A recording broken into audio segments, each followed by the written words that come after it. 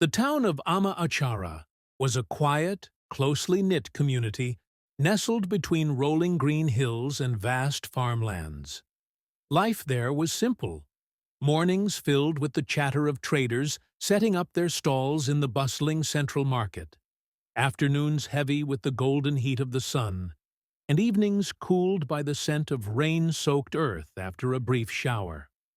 At the heart of the town stood a large, ancient Iroko tree, under which elders gathered to discuss matters of the land, and where young men secretly exchanged whispers of love with their sweethearts.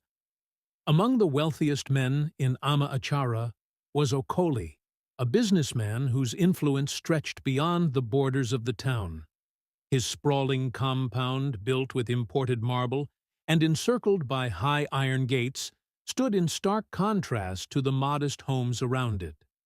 He was married to Ifeoma, a graceful woman whose elegance was matched only by her intelligence. She managed the only bank in town and was respected by all. Together, they had 4 children, 3 sons and their youngest, Enema, the jewel of their hearts. Enema had spent years abroad, attending the best schools, yet she never lost her charm or humility. When she returned after her studies, she was the talk of the town. Young men sought her attention, but she remained polite and distant, never letting anyone get too close. But then, one day, everything changed. The market was alive with the sounds of bargaining, the rustling of fresh produce, and the distant bleating of goats tied to wooden stakes. Enema moved through the crowded stalls, a woven basket in hand, carefully selecting the ripest fruits. She enjoyed the simplicity of the market, the smell of smoked fish mingling with the scent of freshly pounded spices. As she turned a corner, a frail old man suddenly stumbled into her, causing his basket of vegetables to spill across the dusty ground. "Oh, I'm so sorry," Enma exclaimed, quickly kneeling to gather the fallen items. The old man, dressed in a tattered brown wrapper, slowly looked up at her. His eyes, deep, hollow, and strangely hypnotic, locked onto hers. Then, with a smile that sent an eerie chill through her spine, he whispered, "I will marry you." Enema let out a nervous chuckle, stepping back instinctively. But the man moved closer, gripping her wrist with bony fingers. "My wife," he said, his voice velvety but firm. "Come, let us go home." Enema's lips parted, as if to protest, but something inside her faltered. Her heartbeat slowed, her limbs felt light, and light a body without a soul. She followed the old man. As Enma followed the old man through winding footpaths, the world around her seemed to blur. The sounds of the market faded, replaced by an eerie stillness.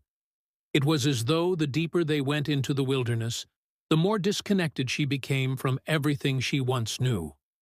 The path twisted through towering trees, their gnarled branches reaching like skeletal fingers toward the sky. Shadows stretched unnaturally, swallowing the fading sunlight. By the time they arrived, the air was thick with the scent of damp earth and decay. Before them stood a small mud house, its walls cracked, the thatched roof caving in at the edges. It looked ancient, as though time had forgotten it. A single dim lantern flickered by the entrance, its glow barely keeping the surrounding darkness at bay. Inside, the hut was bare, a wooden bed covered with a raffia mat, a soot-stained cooking pot by the corner, and a crude table with 2 chairs. A thin curtain separated the main space from a tiny room in the back. Enema should have been horrified. She should have run. But instead, she smiled. A soft, dreamy smile. Back at home, it was almost nightfall. Okoli and Ifeoma noticed Enma hadn't returned. Calls to her phone went unanswered. Worry turned into panic when neighbors confirmed they hadn't seen her since she left for the market. Ifeoma rushed through the dimly lit streets, calling out her daughter's name. Vendors at the now closing market shook their heads. No one had seen Enma leave. The next morning, Okoli made a public announcement, promising a hefty reward for anyone who could find her. But no one could come up with a concrete explanation as to what had happened to her. Days turned into weeks, and weeks into months. Enema forgot the life she once had. She woke every morning to the sound of the old man murmuring to himself, his voice deep and guttural, as if speaking to unseen forces. He would return from the forest with herbs and dried roots, carefully storing them in calabashes carved with strange symbols. Sometimes he would dip a finger into a small clay pot filled with a black, tar-like substance and rub it across her forehead while whispering incomprehensible words. "You are mine, my beautiful wife," he would say, his eyes gleaming with something dark and unnatural. Enema never resisted. She never questioned. She simply accepted. Her days became a pattern of routine servitude, cooking meals over a fire that never seemed to fully warm the hut, fetching water from a stream that was always eerily silent, and sitting beside her husband as he stared into the distance for hours, whispering to things she couldn't see. Until, one morning, 2 months later, Ifeoma spotted her daughter in the market. "Enma!" Ifeoma cried, rushing toward her. Enma turned, a soft smile on her face, as if nothing had happened. She looked healthy, radiant even, her skin glowing under the morning sun. "Mama, look at you," Enma said cheerfully, embracing her mother. Ifeoma, overwhelmed, pulled back to study her daughter's face. "Where have you been?" "We've been looking for you." Enma laughed lightly. "Looking for me? But, Mama, you never visited my home." Ifeoma froze. "Your home?" "Yes, Mama. I'm married, remember?" Ifeoma staggered. "What nonsense are you saying, Enma?" Before Enma could respond, Okoli arrived. The moment he saw his daughter, he ran to her, gripping her shoulders. "Enma, my child, where have you been?" Enma tilted her head. "Daddy, what's wrong?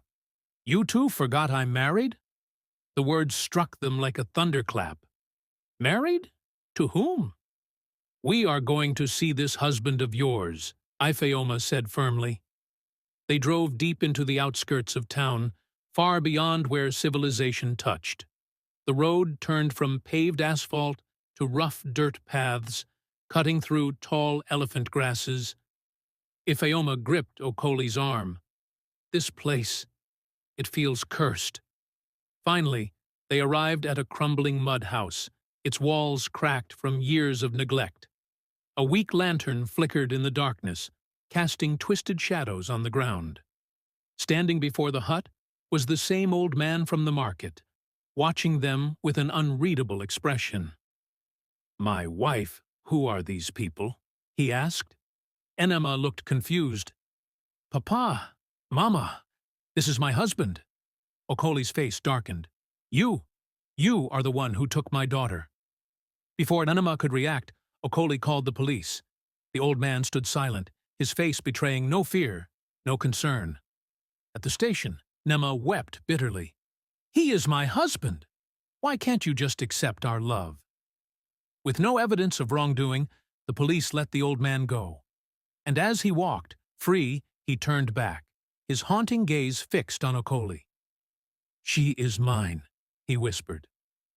At night, she dreamed of faces she couldn't remember.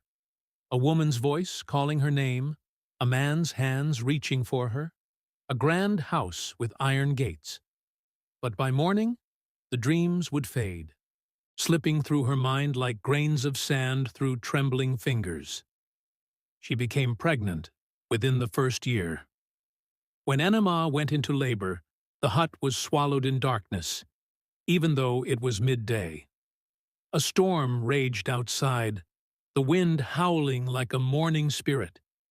The old man moved around the hut, burning strange leaves, drawing symbols on the ground. She screamed in pain, but he never comforted her.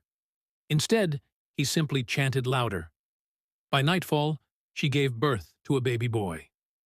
"You have done well, my wife," the old man said, his voice thick with satisfaction. "He will carry my name." As he took the child from her arms, Enma felt nothing. No love, no connection, just emptiness. The baby did not cry. Within 7 years, she had 5 children. All were eerily quiet. All had the same hollow, unblinking stare as their father. Enema loved them because she was supposed to. She held them, fed them, taught them how to walk. But there was always a weight inside her chest, a feeling she couldn't name, a sadness that had no origin. Though Inma remained under the spell, cracks began to form. At night, when the old man snored beside her, she would lie awake, staring at the thatched roof, a single thought creeping into her mind. Something is wrong. Sometimes she would hear whispers outside the hut, just beyond the flickering lantern light, voices calling her name. "Nama, Nama, come home." One evening, she saw a woman standing at the edge of the forest, a familiar face, blurred at the edges. "Nama," the woman said, voice urgent. "Come back before it's too late." She blinked, and the woman was gone. She told the old man about it, and he grew furious, rubbing the black substance on her forehead with shaking hands. "You must never listen to them," he hissed. "They want to take you away from me." That night, Enma dreamed of a man and woman weeping, their faces just out of reach. For the first time in years, she woke up with tears streaming down her face. Years passed. Enma's story faded into whispered gossip, how she now had 5 children, how she never visited her family. Then, one day, at the market, she saw a beggar, an old woman with white, cloudy eyes. "My daughter," the woman rasped, "you are in bondage, but today you will be free." Enma frowned. "What are you talking about?" The beggar reached for her hand. "A man bound you with charms, but that evil ends tonight." As the old woman held her hands and whispered straight into her ears, Enma's world spun into darkness. Something deep inside her shattered, like chains breaking, like fog lifting. Suddenly, flashes of memories from her life before flooded her mind, but she was still not able to properly comprehend what was happening to her at the moment. As the memories surged through her mind like a burst-out dam, one particular set of memory kept repeating over and over again. It was memories of Okoli's house, Ifeoma's warm embrace, her brothers, and the life she was meant to have. When she returned to the hut later that evening, the old man and her 5 children were waiting, and as usual she made them dinner, and they all ate. But unlike she would have done before, this time she did not tell the old man about her ordeal at the market. Rather, she did all she could to hide her thoughts and worries from the him. Even as they both sat outside after having dinner, and the old man stirred into the darkness, as was his routine. Eventually, when they went inside to sleep, as she laid down, a crushing wave of fear swept over her, a fear she couldn't explain. Then, for the first time in 7 years, she remembered clearly. She remembered herself walking through the market, saw an old man bumping into her, saw him muttering under his breath as he touched her hand. She woke up with a scream. Her eyes darted around the room, taking in the unfamiliar faces of the children staring at her. "Who are you?" she gasped. The old man sat up beside her. "My wife," he said soothingly. "Come back to sleep." But Emma was already on her feet, heart pounding, breath shallow. "I am not your wife," she whispered, voice trembling. She ran. She burst out of the hut, screaming for help. Villagers gathered, their faces wary. When Okoli and Ifeoma arrived, her mind finally broke free. She fell into her mother's arms, sobbing uncontrollably. "Mama, I don't know these people. she cried. "I don't know them." And for the first time in 7 years, the spell was truly broken. The old man, now cornered, confessed. He had used dark magic to enslave her mind, trapping her in a false life. Enma pounced on him, but the villagers pulled her away. "You stole my life. You stole my soul," she screamed.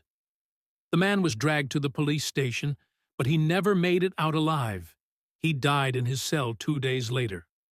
Even after the old man's death, Enma could not bring herself to love the children she had borne in captivity.